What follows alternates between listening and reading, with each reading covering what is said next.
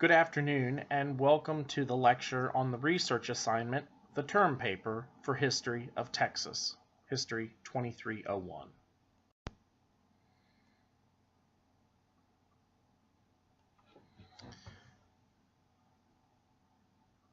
The research assignment this semester is a term paper, which will cover a topic discussed during the semester. The topic must be approved by me, so you will need to submit this by email within the next couple of days, if not within the next week. Now, we prefer to keep this something local. This is Galveston, Texas, so we prefer to keep this as a topic in Galveston history, just so that you kind of get a basic idea as to the history of the island or surrounding area that you live in and hopefully love so much.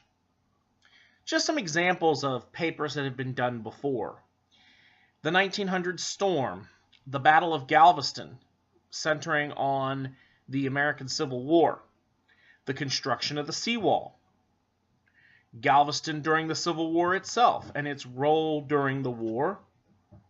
You can also do a biography, and there have been many great biographies. I've had people do Jean Lafitte, Jack Johnson, Sam Maceo, William Moody Jr., the Stewarts. You name it, I have had people do it. You could even do a paper on the history of Mardi Gras in Galveston, which is a current topic as we are now beginning the Galveston Mardi Gras season, which I must say is one of my favorite seasons on the island. But if you don't see the topic listed here that you're interested in doing, that's okay. Feel free to run it by me. Send it to me through email or through the Canvas message system. Let your creativity flow. If there's something that interests you and it's historical, maybe you want to do a history of the Hotel Galvez. It's perfectly fine. One student, one semester, wrote me a very good paper, and this is not something I would normally approve, but they are one of the bathing beauties, and they wrote me a wonderful paper on the history of beach fashion as it pertains to Galveston, and they used from the Rosenberg Library all original pictures of bathing clothes. I don't want to say bathing suits because, of course, some of these were the old-fashioned bathing, you don't want to call them suits, they're more like dresses, that women would have worn in the late 1800s. Excellent paper, one of the best papers I've ever gotten, yet it was completely outside of the box. So please let your creativity flow. Someone wrote me a great paper recently on the history of the Galveston Boulevard ferry system. Excellent paper. So, if there's something you're interested in and you want to take the time to research it, just run it by me, and most likely, if it seems feasible, I'll approve it. Now, this paper should be no less than 7 to 10 pages of text. Okay, this page number does not include the title page, your footnotes or endnotes, and your bibliography. This is strictly the text of the paper, should be somewhere between 7 to 10 pages. The paper should be double-spaced and typed in Times New Roman 12-point font. This is the preferred font for the course.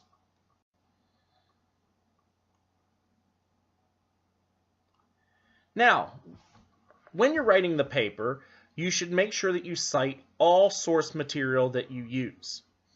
We understand that you guys are not experts in the field of history, and that's okay. You are students, and that is perfectly acceptable. But if you use source material to help craft your paper, which in all likelihood you will, you must use an approved citation source. In the discipline of history, we use what's called Chicago Manual of Style. Sometimes it's also called Turabian. This is how we cite sources in history.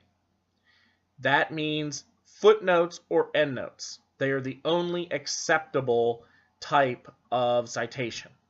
History does not do in-text citations, and it does not do a works cited page. We do a bibliography. So be sure that at the end of your paper you have a bibliography and not a works cited. Now some might say, what is the difference between a bibliography and a works cited?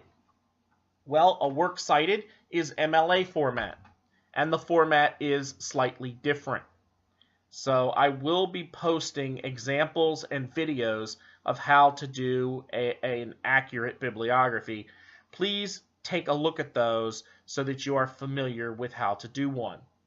If you choose to use MLA or APA in-text citations, you will be given credit for citing, but you will not receive full credit for that particular element of the assignment. So please keep that in mind. Make sure you consult, and I will be putting this online, the mandatory style sheet for term paper research and organization. I'll have this in Canvas at the end of this video. This will help you construct the citations properly. Again, I will also be putting videos up as well, and a link to the Purdue Online Writing Lab link that takes you to their Chicago Manual of Style page.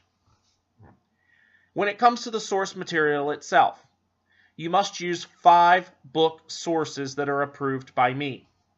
This is very important. Internet sources are allowed, but they cannot and must not replace the traditional book sources. And these internet sources must be valid research tools. They must be signed articles with source citation.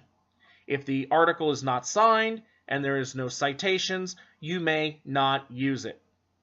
Also, Wikipedia is not a legitimate research website and will not be accepted as a source. And any citations you use that are from Wikipedia will also be discounted. So please keep that in mind. Only approved sources, and the best rule of thumb is, when in doubt, ask.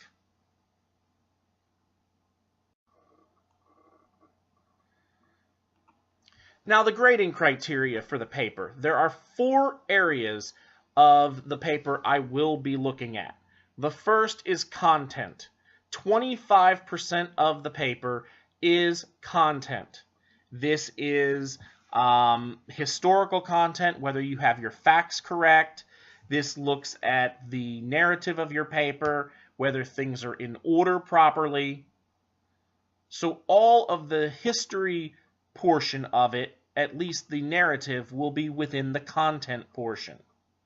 Style is how you write the paper. Now this is, or at least should be, the easiest part of the paper. As long as you know how to proofread and you have a decent writing skill, you should be able to do quite well on this. This is whether you punctuated correctly, whether you spelled things correctly, sentences were constructed well, and there's many tools out there, including Grammarly, that can help you check your work, that can help you proofread. The third portion are the citations. Citations are worth 25%, and this is whether or not you cited your paper and whether you did it in correct Chicago Manual of Style. If you use MLA or APA, I take 10% off of this 25%, but you're still eligible to earn up to 15%. Now let me be clear. If you don't cite your paper at all, if you don't have a single citation in the paper, no citations, it's 25% off. So it is very important that you cite your work. That goes for the bibliography. A correct bibliography is worth 25%. If you choose to do a works cited, you will get 10% off. Okay, you get 10% off. If you do not include a bibliography of some kind, if you don't have a bibliography included, it is an automatic 25% off. Ladies and gentlemen, this is very important. If you have no citation at all, you cannot pass the paper.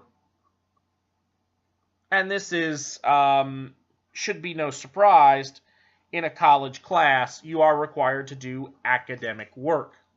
You can't do academic work without citing your sources. So if you don't provide a bibliography and you don't provide citations, the highest you can get on the paper, assuming that your content's good and your style is good, is a 25%. So please keep that in mind. The due date for this paper is Monday, April 23rd, 2018. If you guys have any questions, please feel free to email me at sedler@gc.edu, or you may use the phone information